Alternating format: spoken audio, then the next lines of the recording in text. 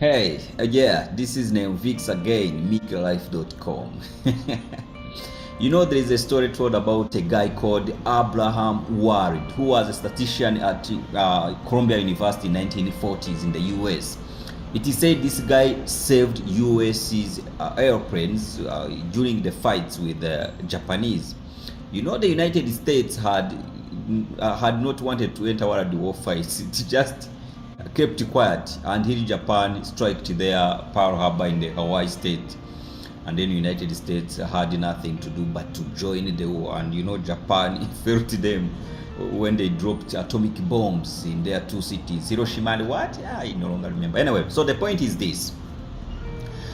During the war, using airplanes, the Americans' airplanes were getting finished by Japanese.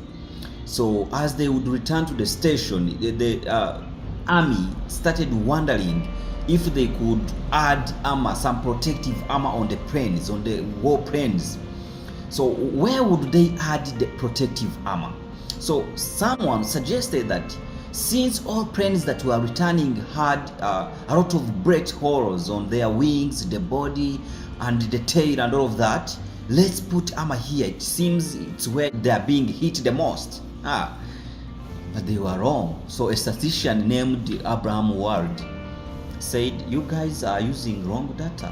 You are doing what they call, you are falling into survivorship bias. He was like, you are considering the planes that have actually returned. So the question is, those that are not returning, by the which were many, where have they been hit? Yeah, where have they been hit? So when they did a study to understand where they had been hit, those that didn't make it back to the station, they found out that actually these planes had been hit at the engine.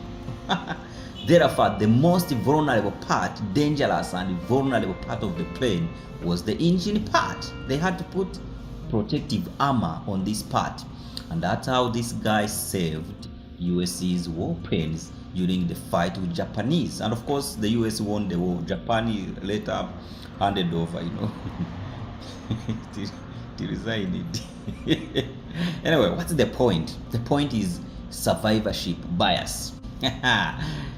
So many people have convinced you that if you left school, education, you are likely to perform in life just like Mark Zuckerberg. This guy of Microsoft is called who? Bill Gates.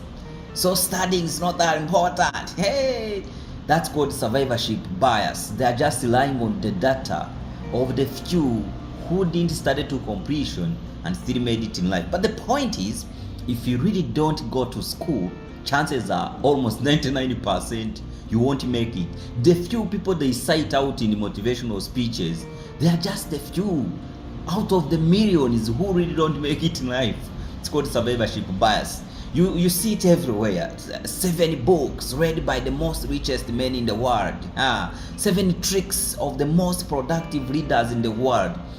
Those are just, a few of them. Do you know how many millions do just the same or even better than that and still don't make it in the world? It's called survivorship bias. Whenever we consider to rely on the data of the few who make it through the selection line, forgetting, downplaying the lives of millions others who don't make it. We are using a little data of the few who make it due to luck and hard work, whatever, but it's not the whole story. And what does it mean in real life really? It simply means whatever you are listening to, especially the media, it's not true. They are looking out for the literal 1% who made it. Those are the people they are quoting. The majority of us who have it down here, we are not in the media, we are not anywhere. So it's not the truth, especially the media. Another thing you should take home is that whenever something good happens, success, count it as luck somehow, plus your hard work, yes, but don't be too proud, because there are millions other people who have done the same or even better than you, but really have not made it. So success is not necessarily because you are hardworking and super intelligent and unique and all of that. It's simply luck. Your hard work somehow came in the right time, the right moment, and you hit the jackpot. That's life. So it helps us to be humble. When something good happens, when we are successful, we just become humble because we know it's not all about us. Somehow, some other powers we don't know about really made us reach there.